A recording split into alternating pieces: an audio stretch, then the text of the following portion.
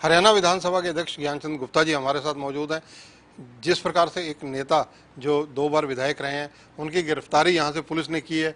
MLA hostel का नाम आ रहा है, कितनी सत्यता है कितनी नहीं, क्योंकि एमएलए हॉस्टल के जो एक तरह से कस्टोडियन है हरियाणा विधानसभा है। इसलिए गुप्ता जी से जो फैक्ट्स हैं उनके बारे में पूछते हैं। गुप्ता जी, एमएलए हॉस्टल का नाम चर्चा में है कि पूर्व विधायक को वहाँ से पकड़ा गया है, पार्क में से पकड़ा गया है या अंदर से पकड़ा गया है, इस तरह की चर्चाएं हैं।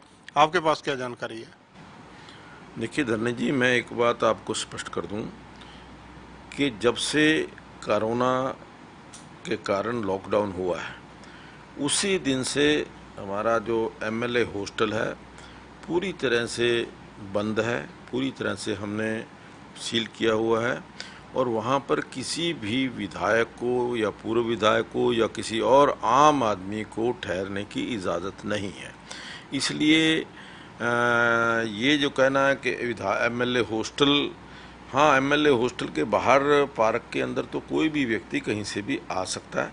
उसके ऊपर क्योंकि वहाँ पर ही एमएलए फ्लैट्स हैं, उसके सामने ही हैं, एमएलए फ्लैट्स के अंदर भी कोई व्यक्ति रुक सकता है। लेकिन मैं इतना बात आपसे कहना चाहूँगा कि हमारे एमएलए हॉस्टल के अंदर कोई भी विधायक या किसी भी कोई व्यक्ति वहाँ पर नहीं रुका है।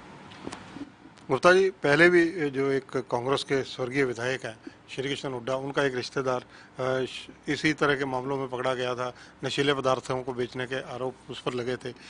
तब आपने काफ़ी सख्ती करने के आदेश दिए थे और हर तरह से वहाँ पर निगरानी के लिए भी कहा था, ठहरने वालों के लिए भी सख्ती करने के लिए कहा था।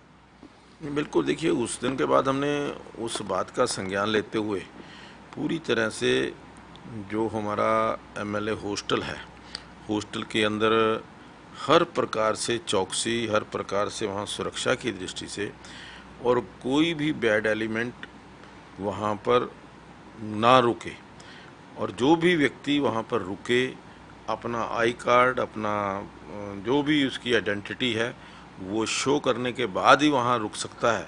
और 3 दिन से ज़्यादा अगर कोई व्यक्ति रुकता है तो उसको हम इजाज़त नहीं देते। उसका किराया जो है हमने 5 गुना 7 गुना रखा हुआ है।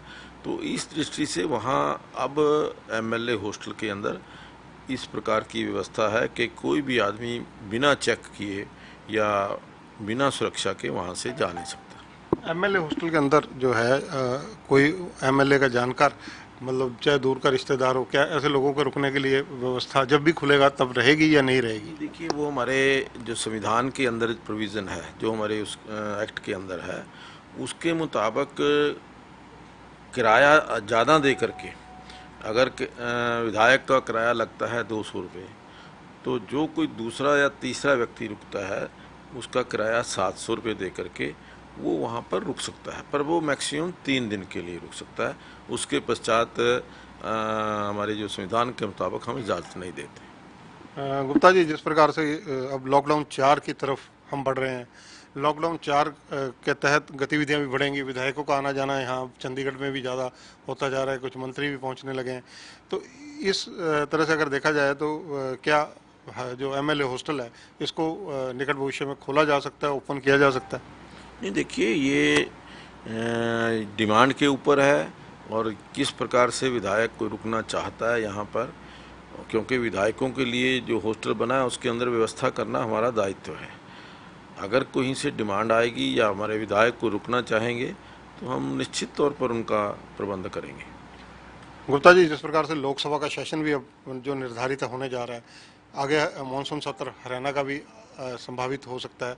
अभी तो उसका कुछ फाइनल नहीं है, लेकिन अगर देखा जाए तो इस दौरान में, क्योंकि अब डिस्टेंस मेंटेन रखना है, ये सब चीज़ें जो हैं एक तरह से नियमों में आ गई हैं, तो क्या विधानसभा में ऐसी संभावना आपको लगती है कि डिस्टेंस मेंटेन कर कर विधानसभा सेशन आयोजित हो सकता है? देखिए आज जो हमारी परिस्थिति है, जो हमारी विधानसभा की सिटिंग प्लान है, उसके मुताबिक सोशल डिस्टेंस रख करके वहाँ पर सेशन करना मुश्किल है।